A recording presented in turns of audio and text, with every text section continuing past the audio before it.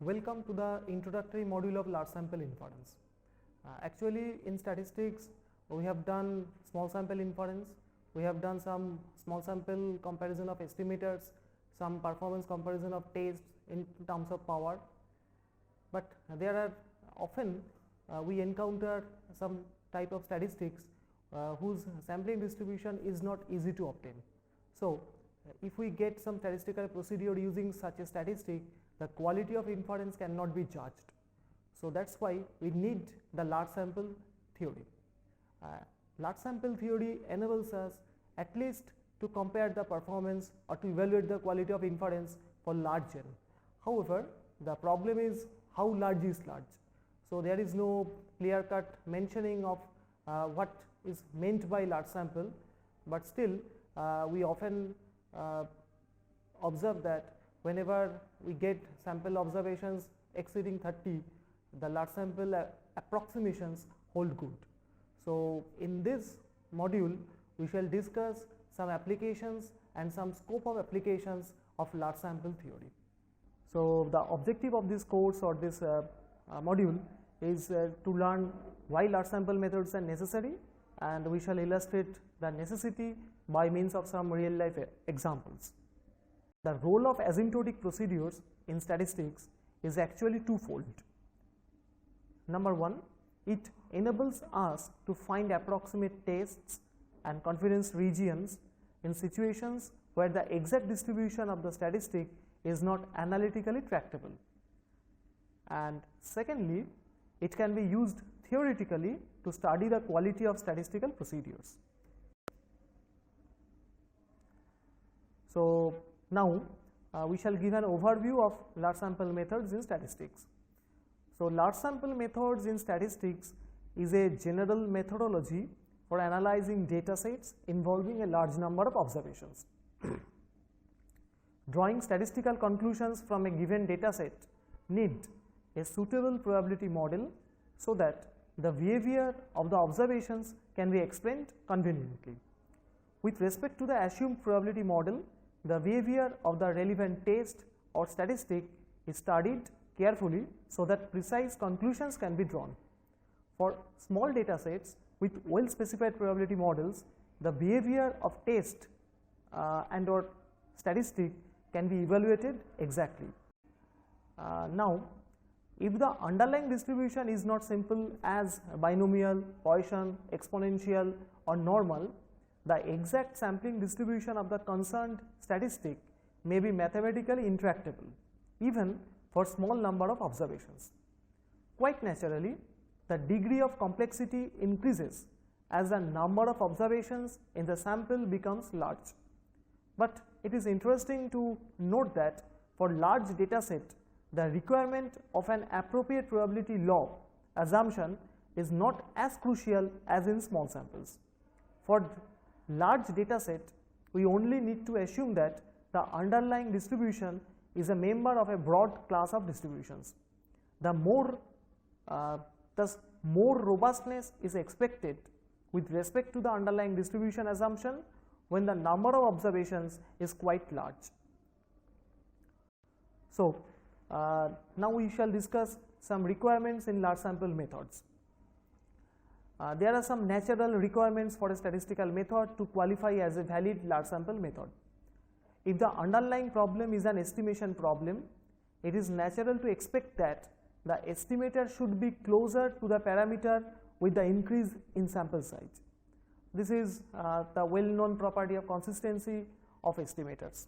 Again, if the underlying problem is a hypothesis testing problem, it is natural to expect that the test should be able to detect a little deviation from the null hypothesis with more and more confidence. In statistical terms, this means we should be able to detect a little deviation from the null hypothesis with higher power. Of course, when the sample size becomes large. This property is related to the so-called consistency of statistical tests. Thus, the primitive requirement is to study conditions under which such convergence properties hold. The next requirement for a large sample procedure is to ensure that the approximated sampling distribution is convenient enough for application. If the approximate sampling distribution is a simpler one like normal, chi-square or exponential, easy applications are facilitated. In probability literature, this amounts to investigate the convergence in distribution or central limit theory. However, for a given setup, there are usually a number of procedures qualifying the requirements of consistency and convergence in distribution. Thus, the next and most important requirement is to select an appropriate procedure from the class of such procedures through some well-defined optimality criteria. For example, in the estimation problem, the optimality criterion might relate to variance minimization in some sense. Thus, we need to use an asymptotically optimal procedure to judge the quality of resulting inference. So, first we shall discuss different types of data in statistics. In a data set, observations are the measures of some quantity of interest. Depending on the quantity of interest, the observations are measured either in a continuous or categorical scale. The categories may be ordered or may not be ordered. Naturally, an appropriate statistical analysis must depend on the nature of observations. Thus, we shall consider both categorical and continuous data for development. Now, we shall give an overview of applications or say a broad scope for the application of large sample methods. The objective of statistical inference is to draw conclusions about unknown characteristics of population from the information contained in a representative sample. The most important is to select an appropriate probability distribution. Next, the compatibility of the assumed model with the characteristics of the available data is investigated. Then, appropriate parameter estimation or hypothesis testing is performed to know the unknown features of the assumed probability distribution. Naturally, a complexity is associated with the assumed model and it makes exact inference almost impossible. So, let us consider our first example. Consider the average marks in an examination for a group of n students. Suppose the objective is to extract some idea about the marks obtained by the students.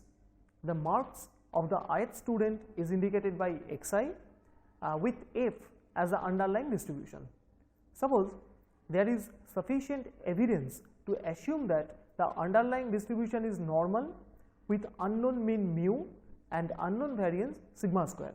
That is, it is reasonable to assume that f is nothing but the family of normal distributions with mean mu and variance sigma square. With the specification of the underlying distribution as normal, we at once get the statistical properties.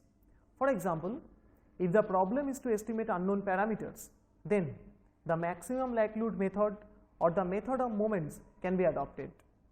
With the specification of normal model, one can even go for finding MVV, that is the minimum variance unbiased estimator of the parameters. In addition, if the objective is to test the null hypothesis mu equal to mu naught against mu greater than mu naught or some variation of these for known value of mu naught, optimum tests, that is uniformly most powerful and uniformly most powerful unbiased tests are also available. So, next we come to our second example. Suppose for a data set, the underlying distribution is justified as Cauchy with unknown location parameter mu and scale parameter unity. But with such a specification, the related inference is often complicated. For example, if the problem is to estimate unknown parameter mu, then the maximum likelihood method can be adopted. But no closed form expression for the estimate is available and numerical methods are the only option to solve the likelihood equation. Thus, it is almost impossible to investigate whether such an estimator is a minimum variance unbiased estimator or not. On the other hand, if the objective is to test the null hypothesis mu equal to mu naught against the alternative mu greater than mu naught for some known quantity mu naught, Numerical methods are the only option, and hence optimality of such a test is not verifiable through any exact procedure. Now we pass on to our next example, that is example 3. This example is related to the famous Hardy-Weinberg equilibrium. Suppose the genotypes of a certain gene with two alleles A, small a and capital A are labeled capital AA, capital A, small a and small a, small a. A random sample of small n individuals gives n AA individuals with genotype double capital A, n capital A, small a individuals with genotype AA and n AA with genotypes double small a. Naturally, the distribution of the vector n AA in or say the number of different types of individuals having different genotypes is multinomial with parameters n and success probabilities PAA, PA small a and P double small a. Suppose R and P are the allele frequencies with R plus P equal to 1, and equilibrium refers to the following expression for the success probabilities PAA equal to P square, P capital A small a equal to twice PR and P small aa as R square. Naturally, likelihood methods can be adopted to find the parameter estimates. Even if we obtain a simple expression for the parameter estimate, the exact distribution is far from a tractable one. Thus, the investigation of the optimum properties of such estimators is not feasible. Consequently, an appropriate test in this context depends on finding the exact distribution. The degree of complexity increases with the number of categories and the number of unknown parameters. Let us consider our next example, which is on linear regression model. Suppose yi are independent observations and the yi has distribution fi, where fi are distributions but are not known. Suppose fi is normal with mean alpha plus beta xi and variance sigma square I. If sigma I are either known or at least equal, we get the classical homoscedastic regression setup. Inferences can be drawn until the above assumptions hold true. If the distribution is not normal or sigma I square are unequal, the inference becomes complicated. So, no exact properties can be studied with these assumptions. Suppose a population is divided according to a character A with k classes and also according to a character B with S classes.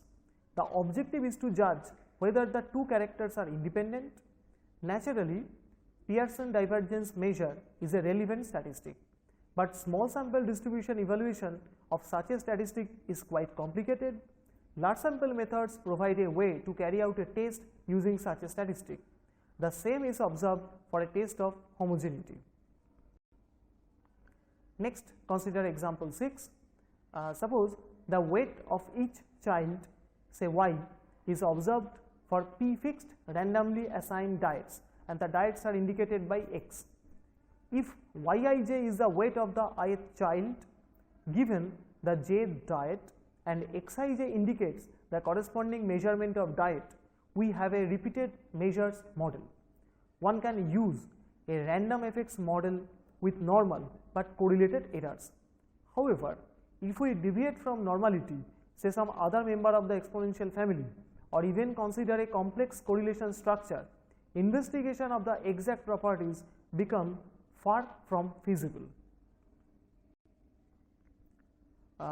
Now we shall discuss quality of inference, or how to judge the quality of inference in large sample. We start with some examples. Suppose we have a sample from normal mu sigma square population where mu and sigma square are both unknown. The objective is to estimate mu square. Now consider the following estimate. T1n, which is nothing but mean square, that is x bar square, and T2n is nothing but x bar square minus s square by n. It is well known that T1n is the ML estimator and T2n is the minimum variance unbiased estimator. Now, if we want to compare the performances, MSE computation is the only option. For normal parents, MSE comparison is straightforward, but if the distribution is unknown, the performance comparison is not an easy task. However, one can check consistency at a minimum and then the rate of convergence for a valid comparison. As another example, consider comparing the performance of sample mean and sample median for estimating a location parameter. Naturally, the estimator with the lowest MSE is better, but computation of MSE is not an easy task. However, large sample methods always provides a way to compare the performances. We can compare the performances using consistency and large sample efficiency. Next, consider our next example. Suppose we have samples from a distribution with mean mu, with median mu. We use sample median for estimating mu. The natural question is to know for which distribution sample median gives the most efficient result. In small sample, such a comparison involves quite cumbersome mathematics. However, if at a minimum consistency and asymptotic normality for the estimator is confirmed, one can compare the asymptotic variances to get the answer. Suppose we have samples from a standard bivariate normal distribution with correlation coefficient rho. Maximum likelihood estimation of rho involves solution of a third degree polynomial equation. Due to intractable nature, property investigation for such an estimator is not possible. The problem becomes even more complicated if few observations are missing. However, large sample methods are well applicable in this situation, and is perhaps the only way to get some idea about the performance. We have already indicated that carrying out any statistical test requires the knowledge of the sampling distribution of the concerned test statistic, but such distributions are often analytically intractable and depends on the distributional assumption of the data. For example, consider testing the null hypothesis mu equal to 0 based on n IID observations x1, x2, xn from a normal distribution with mean mu. The natural procedure is t-test based on the statistic Tn, which is nothing but square root of n multiplied by x bar, whole thing divided by the sample variance Sn, say sample SD Sn, which has a t distribution with n-1 degrees of freedom under the null hypothesis. But often the assumption of normality is doubtful. Suppose it is only known that the distribution is continuous. Naturally, sign test is then one of the options. Now it is natural to ask how much we lose if t-test was used. Thus, we need to compare the performance of two tests. In small samples, the comparison can be done in terms of power, but such a power depends on the underlying assumption and alternative. If n is not too small, we often use the null distribution of Tn. We often use that the null distribution of Tn approaches a standard normal distribution. Then an asymptotically level alpha test is to reject the null hypothesis if the observed value of the absolute value of Tn exceeds tau alpha by 2. However, in large samples, one can compare the quality of inference using the concept of asymptotic relative efficiency. It is well known that if the underlying distribution is normal, t-test is the most efficient, but there are distributions like double exponential for which sign test gives better results. Thus, large sample methods provide a template to compare the performance of different tests. So, we have seen the scope of application of large sample theory in statistics, as is evident from the examples that large sample theory, probability theory and real analysis are good companions of each other. So, our next module will be on the mathematical preliminaries for a best overview of the large sample methods.